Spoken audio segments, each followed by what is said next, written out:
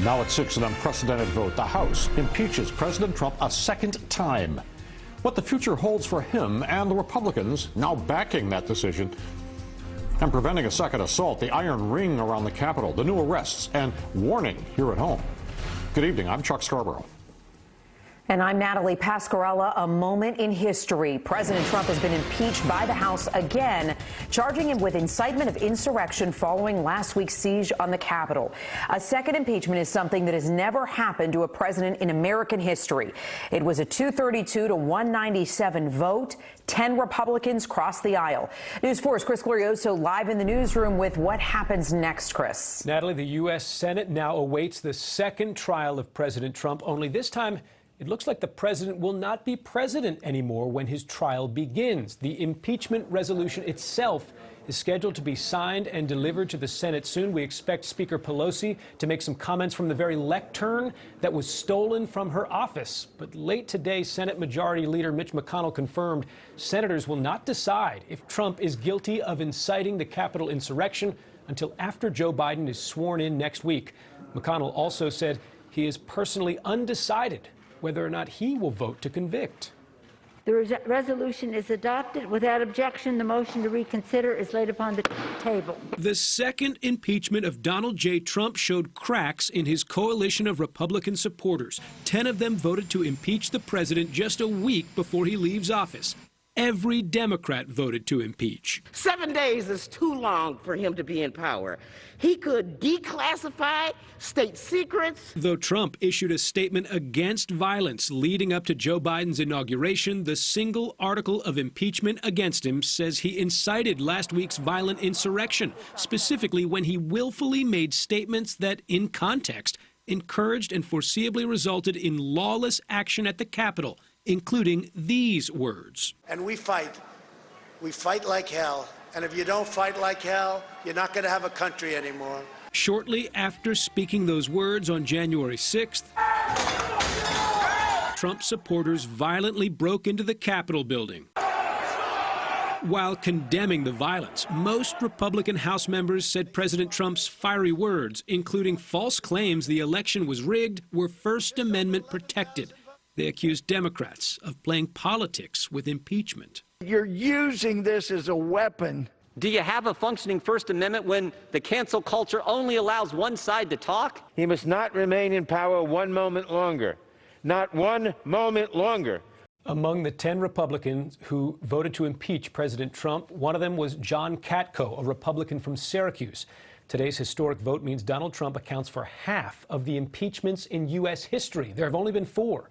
The Queen's Daily Eagle newspaper just published a headline. It reads, "Queensman impeached again." Back to you. All right, Chris, thank you for the latest there. In the meantime, President Trump's advisor, Hope Hicks, is no longer working in the White House. NBC News has confirmed today was her last day. Now, an administration official says her departure is not related to the attack on the Capitol, but that it was planned. You'll remember Hicks resigned from her role as communications director back in 2018, but she stayed on as a top advisor, Chuck. Well, Natalie, outside the Capitol, a massive security operation is underway. Fences are going up. 20,000 members of the National Guard on patrol are armed. Overnight, hundreds of them slept on the floor of the Emancipation Hall and the Capitol Visitor Center. And today, President Trump issued his strongest statement yet against violence, which could happen as early as this weekend. Quote, "In light of reports of more demonstrations, I urge that there must be no violence, no lawbreaking, and no vandalism of any kind." News 4's Rana Davini is live in the newsroom right now with the warnings and the arrests here at home. Rana. Yeah, and Chuck, state capitals around the country are on high alert leading up to Inauguration Day. Local and federal law enforcement agencies are trying to prevent further attacks and trying to make more arrests. The MTA employee charged in connection with the riots at the Capitol facing a judge in White Plains today. Will Pepe worked at a Metro North rail yard in Brewster, now suspended by the MTA as he faces 2 federal charges. Released on bond, ordered to stay away from Washington, D.C. Federal prosecutors have opened more than 170 cases, charging more than 70 in connection to last week's insurrection. And now, a focus on fears of further violence. We will have no tolerance whatsoever for any attempts to disrupt the peaceful transfer of power on January 20th that our Constitution calls for. There have been threats of armed protests across the country, including the state capitol in Trenton. New Jersey Homeland Security taking proactive steps to stop any attempted violence. In Washington, D.C., security already beefed up ahead of Inauguration Day. Certainly this time last year, we didn't expect to be in this situation. Even last week, we didn't expect to be starting this early. Inside the Capitol building, members of the National Guard are even spending the night, a show of force after the riots at the Capitol 1 week ago.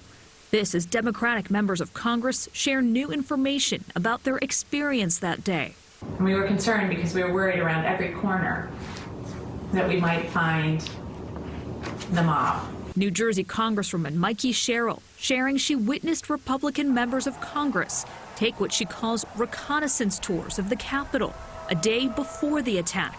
I'm going to see that they're held accountable, and if necessary, ensure that they don't serve in Congress. I didn't even feel safe around other members of Congress. Congresswoman Alexandria Ocasio-Cortez also questioning the role of her Republican colleagues.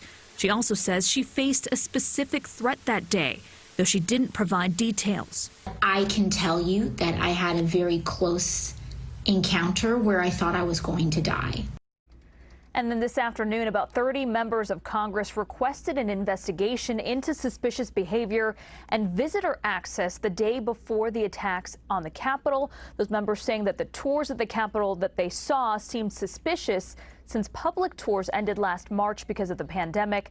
So far, no public statements from members of the Republican Party on the accusations. Reporting live in the newsroom, Brianna Novini, News 4 New York.